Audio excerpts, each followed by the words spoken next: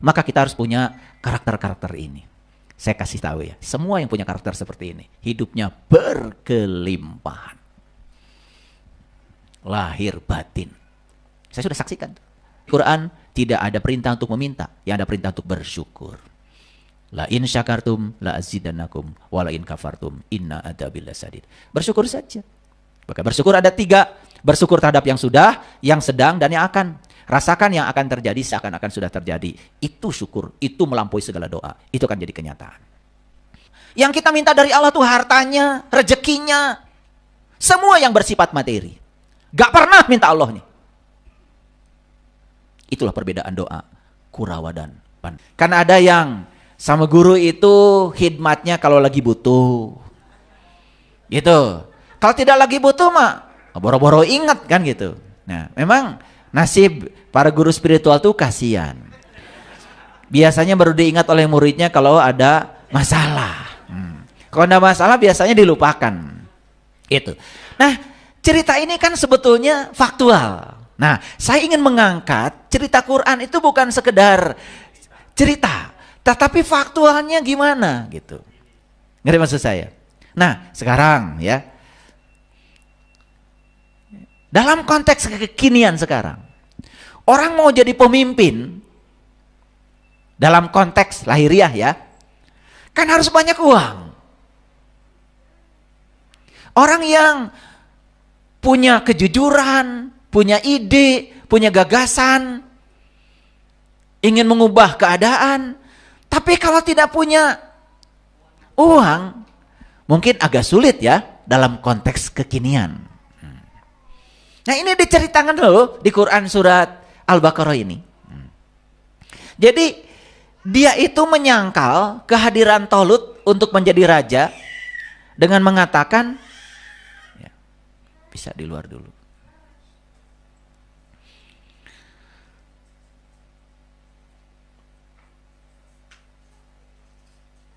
Jadi bagaimana mungkin dia bisa menjadi penguasa katanya.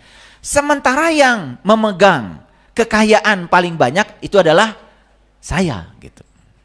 Nah, kemudian di ayat selanjutnya ya, kemudian nabi mereka berkata, sesungguhnya Allah telah memilih rajamu dan menganugerahinya ilmu yang luas dan tubuh yang perkasa. Jadi ternyata untuk menjadi raja itu 2 kata Allah. Harus punya ilmu yang luas dan tubuh yang perkasa. Di sini dikatakan ya fil ilmi wal jismi. Di sini dikatakan ya. Nah, fil ilmi wal jismi. Jadi harus punya tubuh yang perkasa juga ilmu yang luas. Awas ya, jangan cuma tubuh aja. Makanya karakter Pandawa 5 itu bukan karakter sendiri-sendiri. Itu sebetulnya 5 karakter yang dibutuhkan minimal harus ada pada diri kita supaya kita jadi penguasa bagi diri kita sendiri. Nah, dari 5 karakter itu kita harus punya karakter Yudhistira. Yudhistira itu kerjanya naik gunung. Makanya dia adalah orang pertama yang menaklukkan gunung Himalaya. Makanya cerita gunung di Quran kan banyak sekali. Nabi Musa ingin bertemu Tuhan, kan gitu. Betul nggak? Malah Tuhan bertajali di gunung, kan gitu. Cerita tentang takwa, Allah mengatakan, ya, aku akan menunjukkan diriku di gunung. Nah, gunung ini selama ini, ya, secara simbolisasi tidak banyak dipahami. Bahwa gunung itu adalah puncak tertinggi kan. Sebetulnya gunung itu mewakili kesadaran. Makanya kalau orang naik gunung, biasanya di puncak gunung dia melihat pemandangan yang luas. Jadi gunung itu adalah simbolisasi dari orang yang sudah luas sudut pandangnya. Kira-kira Bapak Ibu termasuk gunung apa? Tidak. Coba, kalau ngelihat pemandangan di dasar gunung, beda. Begitu naik ke gunung, pemandangannya jadi indah. Selalu melihat yang indah itu harus dari ketinggian. Makanya orang yang ilmunya luas, kebijaksanaannya luas, kesabarnya luas, dia itu melihat sesuatu itu luas. Tidak gampang menghakimi, tidak gampang menilai, tidak terjebak benar salah, baik buruk. Itu beda dengan orang yang melihat sesuatu di dasar. Makanya kalau masih di dasar, buru-buru naik gunung. Makanya perintah naik gunung itu ada di Quran. Aku tunjukkan kepadamu 2 jalan, tapi kamu jangan memilih kedua-duanya. Cobalah jalan mendaki. Gitu kata Allah di Quran.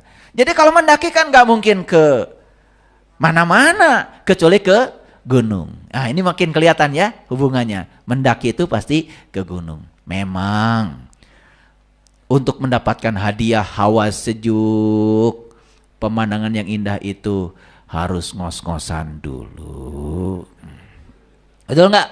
Iya, harus mampu melepaskan ransel-ransel yang memberatkan dulu. Ya kan? Kalau ranselnya bawaannya terlalu banyak, naik gunung menjadi merepotkan. Itu sebetulnya yang menyebabkan kita sulit naik tingkat belajar spiritual. Ranselnya terlalu banyak. Melekat ke sini, melekat ke situ, ya sudah. Akibatnya naik sedikit, jatuh. Nah naiknya 1 meter, jatuhnya bisa 3-4 meter. Karena apa? Hukum alam mengatakan, ya, gunung yang tinggi pasti jurangnya dalam.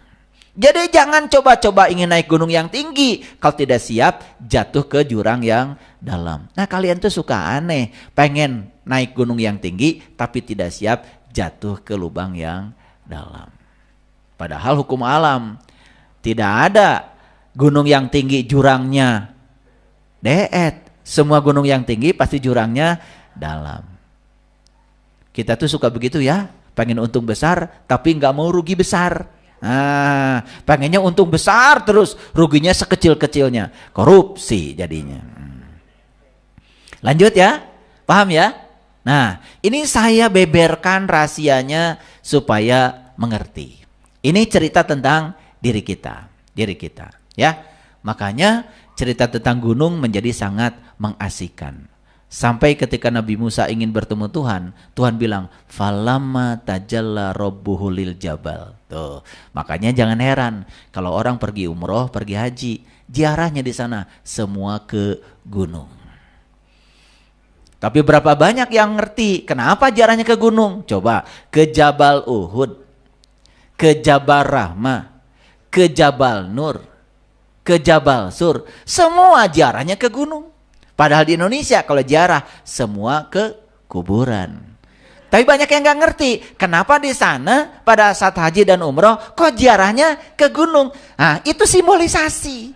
Artinya perjalanan haji itu perjalanan spiritual. Spiritual itu harus mendaki ke gunung. Makanya ciri orang yang sudah luas pengetahuannya, dia melihat sesuatu dari atas gunung. Melihat sesuatunya sejuk, karena di atas gunung tuh sejuk. Ya, ada yang tanya sama saya mahasiswa, "Pak, kenapa puncak gunung itu lebih dekat ke matahari, tetapi malah di puncak gunung lebih sejuk daripada di bawah?" Gitu, ya. Nanti cari jawabannya sendiri. Belajar, ya. Jadi itu namanya discovery learning, ya. Jadi kalau ada fenomena begitu tuh mikir, biar keterampilan berpikir kita naik. Makanya kalau ingin menjadi Tolut, supaya kuat bisa mengalahkan Jalut, kita harus punya 5 karakter tadi. Karakter Yudhistira. Yudhistira senangnya naik ke gunung.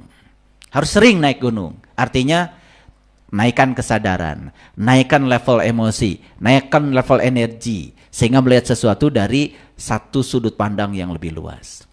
Nah oleh karena itu maka ada karakter yang kedua, Bima. Bima ini selalu disimbolkan dengan karakter yang berfisik kuat. Gitu. Jadi fisik kita harus kuat, karena ini kendaraan dari Allah. Harus berani. Karena syarat untuk bisa menemukan kebebasan adalah keberanian. Yang ketiga harus punya karakter Arjuna. Arjuna itu disimbolkan sebagai karakter yang intelektualitas. Pengetahuannya tinggi. Jadi jangan a priori terhadap pengetahuan-pengetahuan alam. Sains itu ada biologi, ada kimia, ada fisika.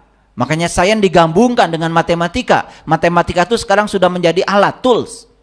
Dan untuk belajar sains, toolsnya itu ada 3. 1, komputasi, harus menguasai IT. Karena persoalan sains tidak bisa dipecahkan secara manual. Yang kedua, harus menguasai matematika. Yang ketiga, harus menguasai elektronika. Makanya tidak boleh gaptek. Ya. Kita harus mengikuti ya karakter zaman. Sing bisa ngajamanan. Saur sepuh. Yang keempat, harus ada karakter nakula. Bijaksana. Yang kelima, harus ada karakter sadewa. Sabar. Nah, itulah yang disebut dengan tentara Tolut. Karena selama ini kalau di Quran ada kata-kata tentara, yang kita pikirkan itu adalah serdadu, pakai baju seragam. Bukan. Yang dimaksud tentara itu adalah itu tentaranya. Kira-kira minimal 5 tentara itu sudah dimiliki belum? Kesadaran yang tinggi, fisik yang kuat, intelektualitas, sarakola henteu ya teh. Sakola tapi niron. Nah, iya masalah. Nu kitu malah hayang bisa, hayang lulus. Jadi sekolah itu ada 2 dimensi. Ada yang pengen lulus, ada yang pengen bisa. Yang pengen lulus akan lulus, tapi itu bisa nanaon. Tapi yang pengen bisa pasti punya yang namanya kompetensi. Nah, 3 kompetensi yang dimiliki hasil sekolahan. 1, kompetensi kognitif. Bahkan sampai pada metakognitif. Yang kedua, kompetensi afektif. Sikapnya itu berubah. Yang ketiga, kompetensi psikomotorik. Nah, bahkan kompetensi psikomotorik aja tidak cukup. Harus ada yang namanya keterampilan berpikir. Itulah yang bisa menyelesaikan masalah. Karena hidup itu adalah menyelesaikan masalah. Jadi 5 karakter itu harus dimiliki oleh kita. Nah, baru Talut akan menjadi raja di sini. Akan menjadi raja. Jadi untuk menjadi raja itu ya, kompetensi minimalnya menurut Al-Qur'an 2. 1, ilmu yang luas. 2, tubuh fisik yang sehat. Nah, tubuh fisik tidak sehat, ilmu tidak luas, tiba-tiba jadi penguasa. Nah, ini sangat berbahaya. Kira-kira tertangkap? Udah ngerti sekarang Talut? Oke, sekarang lanjut dulu. Nanti ada cerita lagi lebih dasar lagi. Jadi sifat-sifat Talut yang digambarkan dalam Al-Quran itu yang saya pahami persis seperti karakter Pandawa. Hebat ya, kebenaran tuh universal. Yang lebih hebat lagi tuh yang nulis cerita Mahabharata. Kok bisa gitu ya. Padahal beda keyakinan. Tetapi ternyata Tuhan yang sama kalau mau memberi kepada siapapun tidak melihat apa keyakinannya. Yang penting siapapun yang menyediakan ruang kosong, maka ilmu akan ditumpahkan kepadanya. Nah, kita coba ya ke belakang ya. Masih ingat ya, Pandawa itu kan yang Pandawa 5 kan sebetulnya ayahnya Pandu. Ibunya itu ada 2. Karena kalau Yudhistira, Bima dan Arjuna itu dari satu ibu, namanya Dewi Kunti. Tetapi kalau Nakula dan Sadewa itu dari ibu yang lain. Itu adalah dari Dewi Madri. Ini yang jarang diungkap. Dan banyak yang tahu, ya 5 itu dari satu ibu. Padahal 1 ayah 2 ibu. Nah beda. Kalau ayahnya Kurawa disimbolkan sebagai seseorang yang buta. Dan selama ini kalau melihat buta itu langsung buta mata lahir. Padahal itu karakter. Itu adalah cerminan dari buta. Makanya kalau buta berarti masih tercover, masih ada tutup. Nah, orang yang buta penglihatan kalbunya kan disebut orang yang masih tertutup. Nah, makanya sangat masuk akal kalau yang masih tertutup penglihatan kalbunya pasti sahabatannya dengan Jalut. Karena dia masih menuhankan togut, dan togut itu adalah persepsi tentang Tuhan. Nah, Tuhan itu tidak bisa dijelaskan, tidak bisa diterangkan, tidak bisa didefinisikan karena dia tanpa batas. Tetapi bagi orang yang tahu, dia bisa dirasakan kehadirannya. Bahkan dia bukan lagi maha goib, tapi dia maha nyata, senyata-nyatanya. Nah, sekarang kita baca dulu ini ya. Jadi dari cerita itu kan kita bisa dapat tangkap.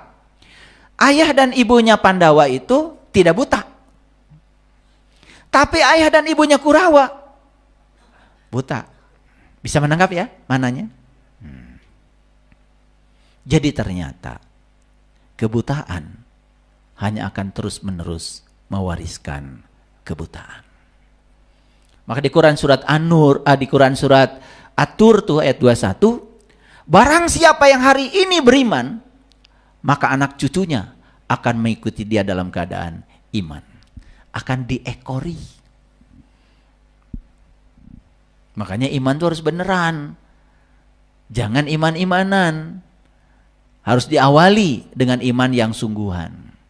Supaya anak cucu kita mengikuti kita dengan iman yang sungguhan. Oke, lanjut dulu ya. Oke. Jadi untuk menjadikan diri kita ini dikuasai Talut, ya, saya ingat ya ceramahnya Krishna sama Arjuna. Waktu Arjuna saat itu ragu mau berperang. Jadi sampai Arjuna itu karena intelektualitasnya tinggi, pintar berbicara, seakan-akan yang dibicarakannya benar. Wahai Krishna guruku, haruskah aku membunuh kakek-kakekku? Oh itu. Di sana ada kakekku Bisma, di sana ada kakekku Dorna, gitu. Padahal sudah diajarkan oleh Krishna, ini bukan perang saudara.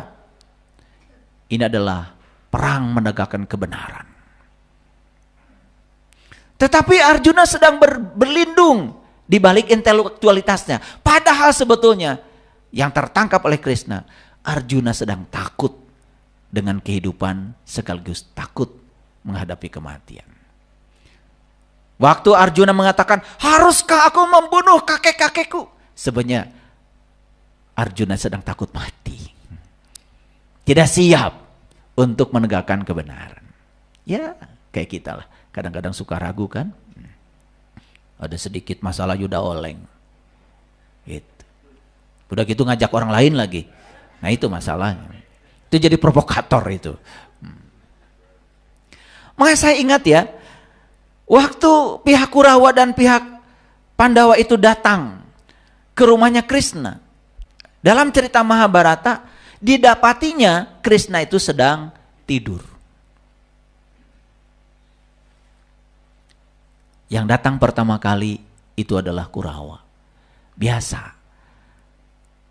Simbolisasi dari orang serakah itu datang pun ingin yang paling duluan. Parkirnya ingin di tempat yang terhormat. Jika perlu pakai nguing-nguing lah. Tidak siap dengan hambatan. Ada hambatan sedikit marah. Kurawa itu. Dan ketika masuk di rumahnya Krishna, Krishna sedang tidur. Lalu si Kurawa ini tidurnya di mana coba? Duduknya di mana? Di kepalanya, di belakang kepalanya Krishna. Itu duduk yang paling bodoh. Tetapi dia pikir semakin dekat semakin bagus. Padahal kalau Krishna bangun nggak kelihatan. Makanya yang datang belakangan itu pihak Pandawa. Dan Pandawa itu duduk tepat di kakinya Krishna. Itu duduk yang cerdas. Karena kalau Krishna bangun, yang pertama akan disapa pasti yang kelihatan.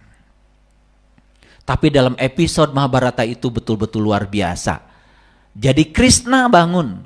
Saat bangun Krishna, yang disapa pertama kali adalah Pandawa. Tapi yang menjawab Kurawa. Kurawa itu begitu ya, nggak ditanya aja menjawab. Begitu datang ke arisan, ini mobil saya 5, rumah saya 10, anak saya di sini, cerita semua. Dasar Kurawa. Tuh ditanya, ada di sini juga. Jadi kalau yang nggak ditanya, ngejawab aja itu Kurawa itu. Jadi ceritanya sudah begitu ditanya, yang jawab adalah Kurawa. Ada kamu, gitu. Akhirnya silahkan, kalian mau perlu apa sama aku? Nah, ini ada kaitan dengan ayat yang tadi. Karena tadi kan yang dipermasalahkan itu bagaimana Tolut bisa menjadi penguasa sementara dia tidak punya apa-apa. Kan gitu. Karena dia masih memperpasakan tentang harta. Makanya saat ditanya oleh Krishna, apa kebutuhan kalian? Yang pertama menjawab, sudah pasti Kurawa. Langsung cerita. Guru, saya datang ke sini tidak mau merepotkan guru. Basa-basi. Perlu udah jelas mau merepotkan. Datang saja udah merepotkan, betul nggak? Itu dasar Kurawa, banyak basa-basinya. Ya, udah datang ke rumah orang ngerepotin, masih bilang saya datang ke sini bukan mau merepotkan. Kalau orang jadi repot, apalagi nggak janjian.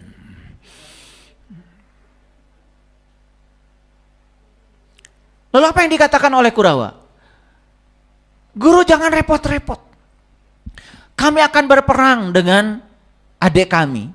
Yang kami butuhkan cuma satu, tentara dan senjata. Materi, tentara dan senjata.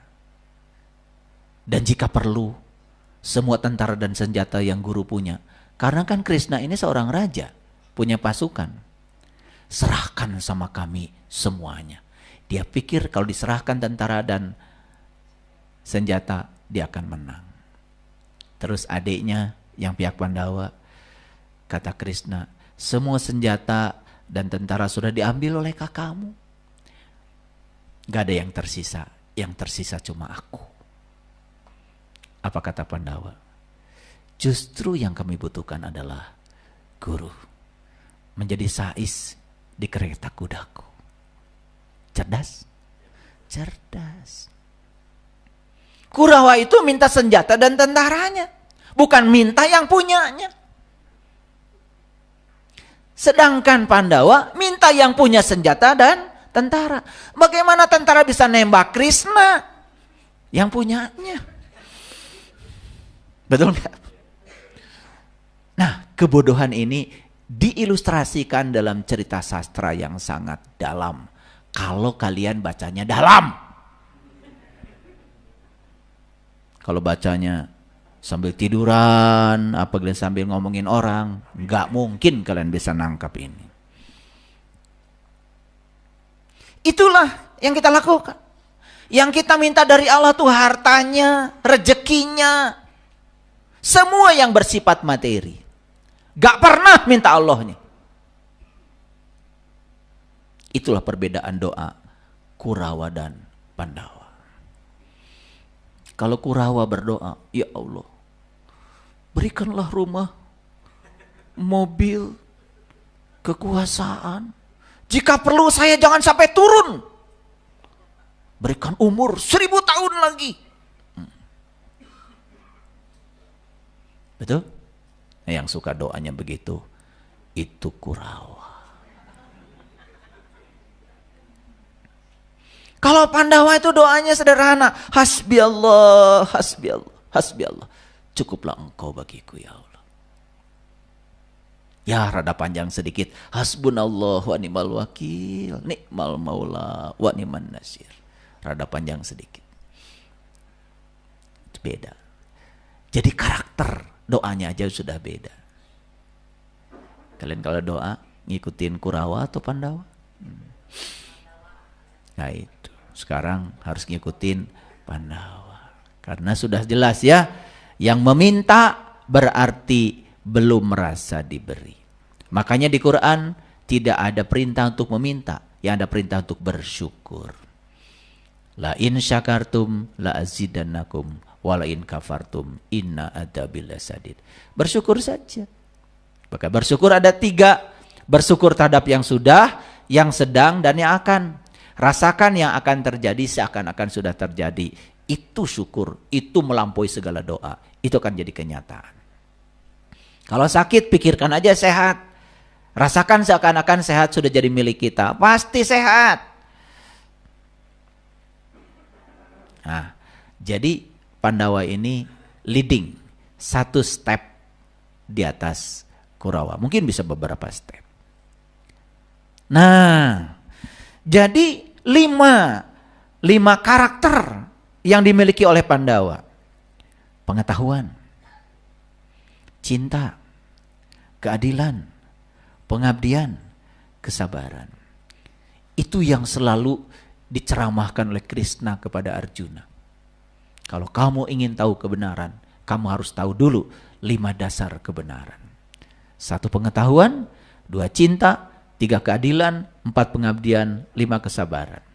Ternyata 5 pengetahuan dasar ini adalah karakter dari Yudhistira, Bima, Arjuna, Nakula, dan Sadewa. Hebat ya. Jadi 5 ini adalah karakter spiritual, karakter intelektual, karakter kekuatan fisik, kebijaksanaan, dan kesabaran. Ternyata saya coba cari referensi. Apa sih watak Yudhistira yang paling dominan? 1, penyabar. 2, mengutamakan persatuan. 3, bijaksana. 4, jujur. 5, adil. 6, percaya diri. 7, tidak suka memiliki musuh. 8, cinta perdamaian. Bagaimana? Tidak berkuasa Tolut di sini kalau memiliki karakter itu. Apa karakter Bima? Patuh, setia, jujur, tabah, kuat, teguh, gagah berani. Karakter Arjuna, pandai, cerdik, teliti, pendiam, lembut, sopan, berani. Makanya keahlian yang paling luar biasa di Arjuna adalah memanah. Nah, kalau kita cerita memanah, langsung ambil panah, memanah. Ya, bukan itu. Memanah itu bahasa leluhur kitanya, panon poe disasate. Buboy bulan sangrai bentang, panon poe disasate. Arinya teh, apaan yang ditusuk teh tengahnya. Makanya kalau kita masuk ke dalam diri kita, masuk ke dalam pusat diri kita, diam di situ. Itu maksudnya memanah. Bukan kalau olahraganya memanah masuk surga. Olahraganya naik kuda masuk surga. Itu kan gak ngerti hakikatnya. Emang main bola gak masuk surga gitu? Volleyball gak masuk surga? Betul? Ya, yang namanya olahraga semua juga baik. Masa olahraga tertentu aja yang masuk surga, orang lain enggak? Itu ada makna spiritualnya yang harus diterjemahkan. Naik kuda, apa maksudnya? Kuda itu lambang dari diri kita. Kuasai dirimu. Kendalikan dirimu, itu kudamu.